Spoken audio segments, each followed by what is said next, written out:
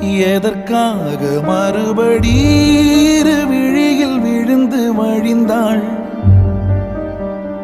எதற்காக மறுபடி அவளை மறந்த மனதை கடந்தாள்?